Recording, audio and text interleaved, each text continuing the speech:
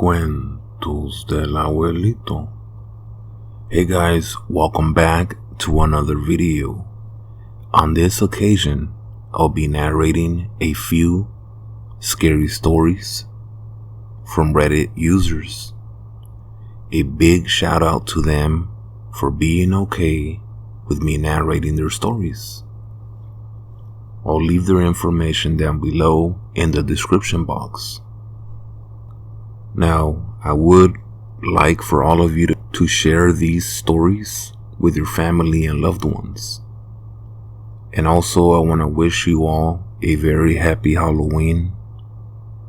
In my family, we usually like to go to haunted houses, escape rooms, or on certain occasions, just stay home and relax, order tons of pizza, and watch plenty of scary movies throughout the night. Whatever it is you guys decide to do, stay safe and vigilant. But most of all, just have a blast. And with all that being said, let's get to it.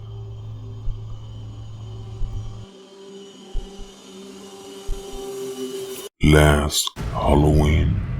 I don't normally take part in Halloween because I'm not fond of the holidays, but I still give out candy to children on Halloween.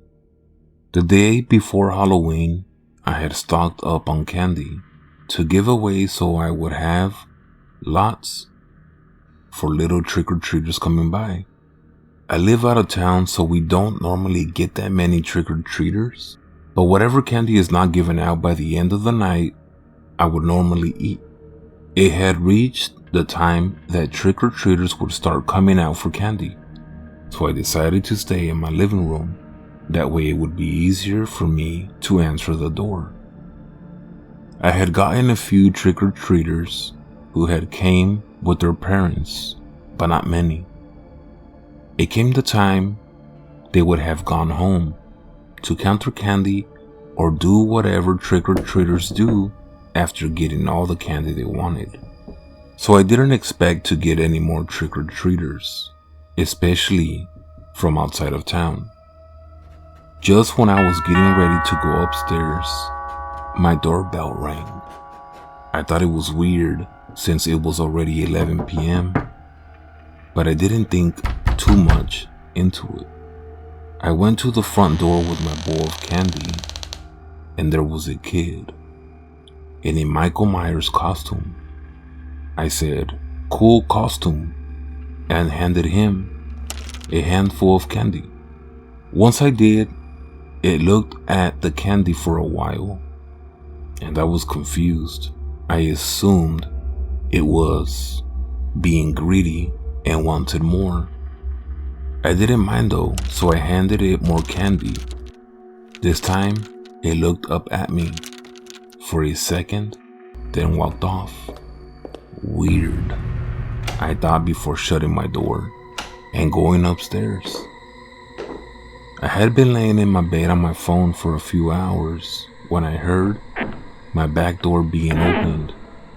Now, mind this, I live alone. So this was absolutely terrifying. Imagine being home, laying in your bed at midnight, then hearing your squeaky back door creak open. Obviously, I yelled into my house to whoever had broken in, or rather walked in, to leave before I called the cops. I got no answer though, of course. That was the moment I heard a nightmarish laugh.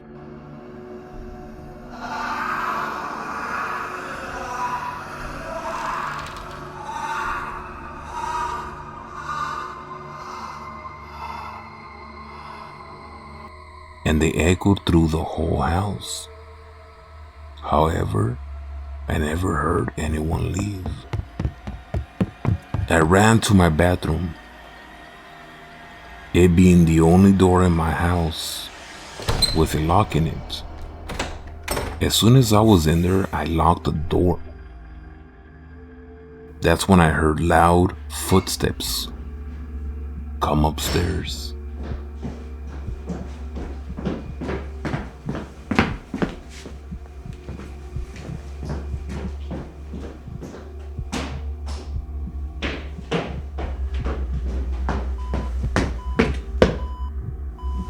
And stopped right in front of my bathroom door. All of a sudden, it started banging really hard on my bathroom door, and I heard it scratching at the bottom of the door with what I had thought to be a knife. I screamed at it that I was on the phone with the cops and that it better leave before they got here. That's when I actually got on the phone with the cops. And I heard someone say in a really deep and scary voice that it just wanted some more candy. I didn't answer. I just stood in the middle of my bathroom, open-mouthed, scared of whoever the man outside the door was. It walked away after saying that, but I didn't get out of my bathroom until the cops arrived. Once I got out, the cops handed me a Michael Myers mask and asked, "Is this yours?" My eyes opened as wide as humanly possible. I asked them where they had found it. They said they found it sitting on my table downstairs in my kitchen. I told them it wasn't mine and that it belonged to a strange trick-or-treater I had gotten earlier, but way later than anyone would normally be out. I felt like an idiot, of course. I couldn't have gotten an actual trick-or-treater to my house at 11 p.m. I am scared for this Halloween coming up. I'm in fear of the man returning and doing whatever he was gonna do to me last Halloween. I'm absolutely terrified. That's how Halloween became the scariest day and night of my life. Intruder tried to break into my house when I was a kid, and it probably was Richard Ramirez. This happened to us back in 1984, just before the whole world knew who the Night Stalker was. I was in elementary at the time and lived at home with my parents and siblings in an area in Los Angeles where the Night Stalker was most active. At the time we didn't know, and no one knew about till that summer. Back in those days, my parents and aunt and uncles would all meet at my parents' house for either a Friday night or Saturday night get-together. Most of the times the parents would all go out and leave us kids at home. They would order pizza, let us make popcorn, and drink sodas. A pretty big deal for us kids.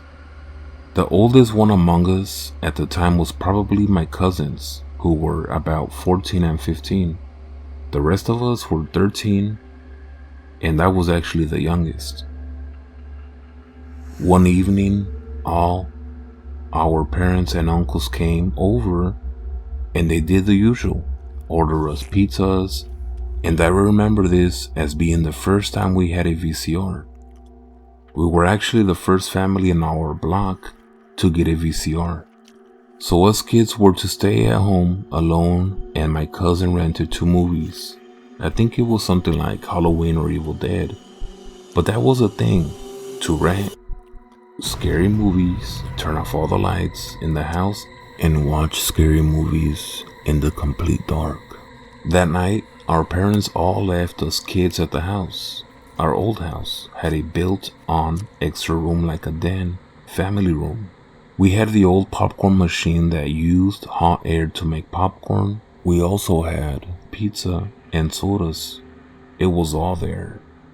Since there were so many of us, a lot of us younger kids got kicked off the sofa, love seat, and recliner chairs to be left to sit on the floor. That room had a long sliding glass door that led to the patio outside. As the night went on, our older cousins played tricks on us, typical things to scare us younger kids. When we were sitting in the dark watching a scary movie munching on popcorn, and it wasn't unusual for our parents to return home way past midnight. It was getting late, like 1 or 2 a.m. in the morning, as it wasn't unusual for them to go out to eat at restaurants and then off to Mexican bars to listen to Mexican music. As I mentioned, us younger kids were laid out on the floor. We had pillows and were all sprawled over the den floor. My sister was sitting up against the sliding glass door. That sliding glass door had the typical floor to ceilings, 80s style curtains. My sister was just behind me, and I don't remember exactly the details that led up to this, but all of a sudden, she let out the loudest scream. We all jumped up, and of course, we thought she did that to scare us, all of us. But she was shaking and in tears. My female cousin jumped up and went over to her and got out of her that there was a man outside the sliding glass door trying to get in. He must have thought that no one was in the house because it was all dark and all the cars were gone. Everyone immediately jumped up, and I remember we went around turning all the lights on in the house. My older brother yells, "Let's run across the street." Our neighbor was a sheriff deputy, so we all ran from our house to his. I remember crossing our neighborhood street like if someone was after us.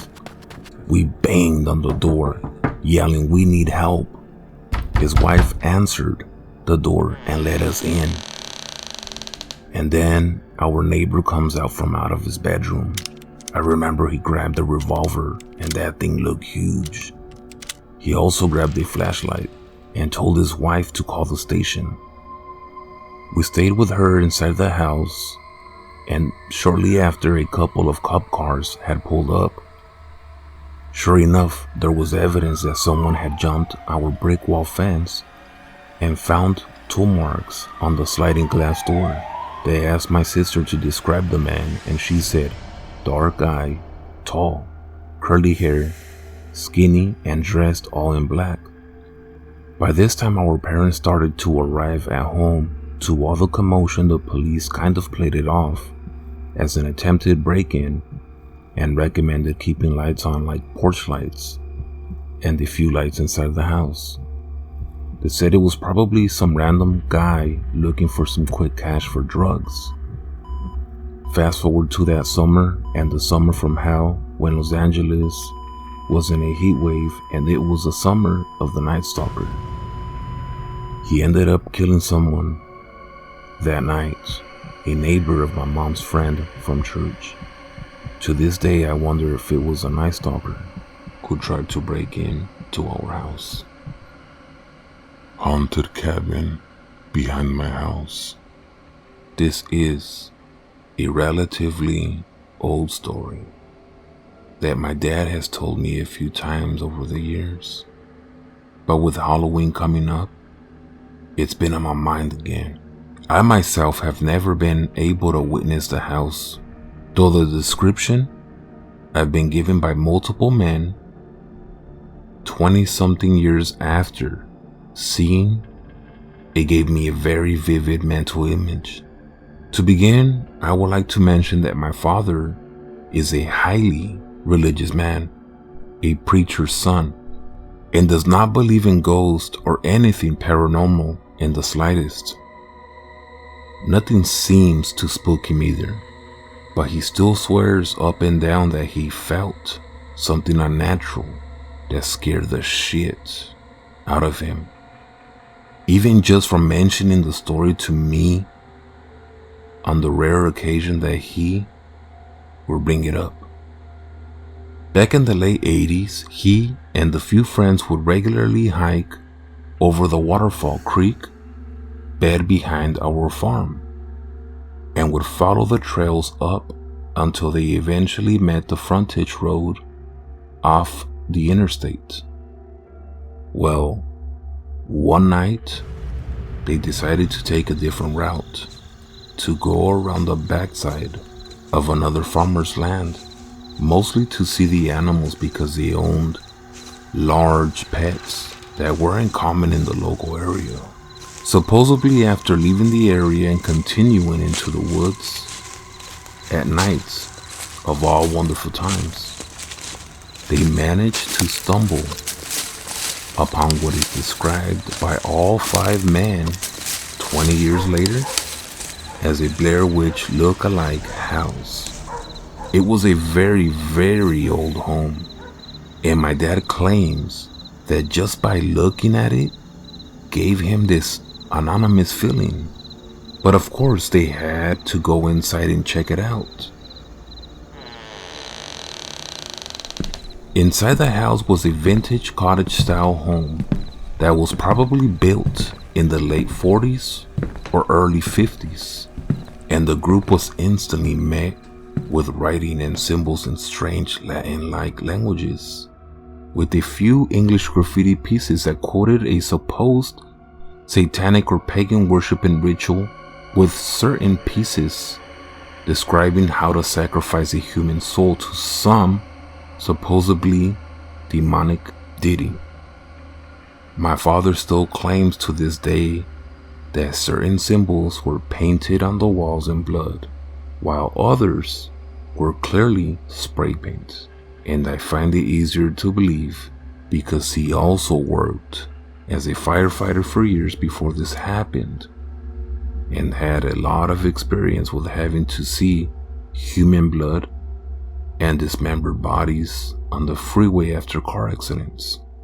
Past a small living kitchen area was a stairwell that was so small that their shoulders would physically brush either side of the wall as they went up, and the stairs went straight, stopped at a small landing, then turned right, so as you started up, you could not see what might be standing at the top.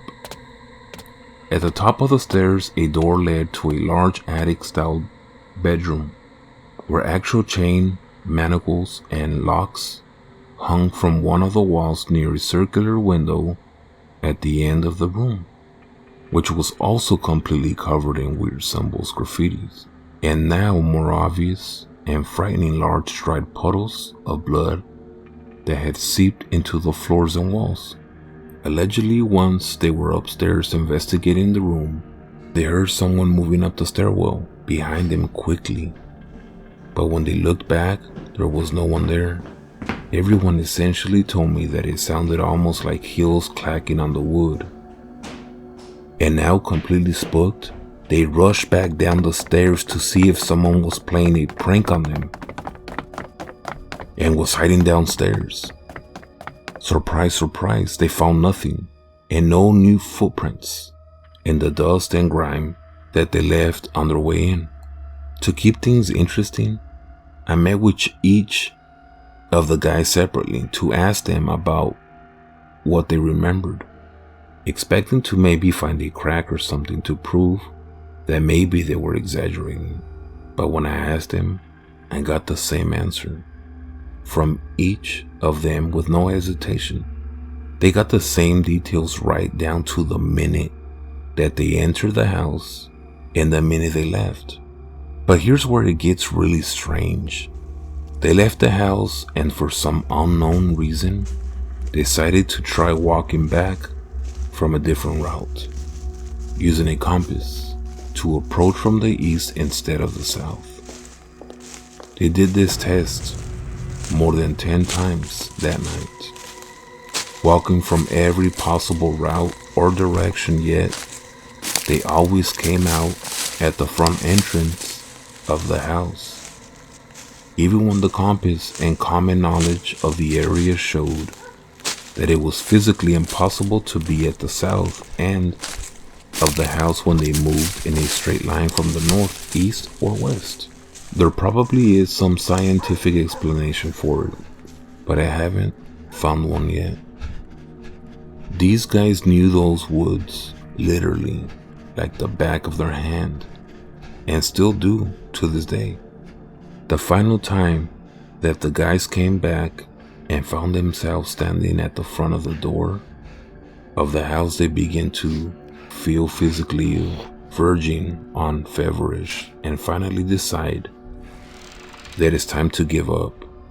When one of them nearly faints, as they turn to leave, the man who nearly fainted turns, looks up and points at the circular window at the front of the house. At the front of the house on the second story, everyone looks and immediately sees a tall female figure hunched over, standing in the window, watching them. Though they see no features on her face other than two large dark colored eyes, and they sort of shuffled in place, slight before turning and walking away as if it were heading to the stairs at the end of the room. At the sight of the figure actually moving, they all took off running through the woods, ending up on the side of the interstate, about 3 miles from my dad's house, where they originally started from. They eventually made it back to my dad's place, though they claim that they felt as if someone were following them the entire way, and my dad's cousin gets up to get some water from the kitchen, only to announce that he swore that he saw the same figure standing outside of the kitchen window near the edge of the woods. Thankfully, nothing ever came from this experience other than a collective state of absolute terror. When the subject is brought up, they wrote off what his cousin saw as paranoia or pareidolia, though 5 years later they decided to return to see if the house was still standing.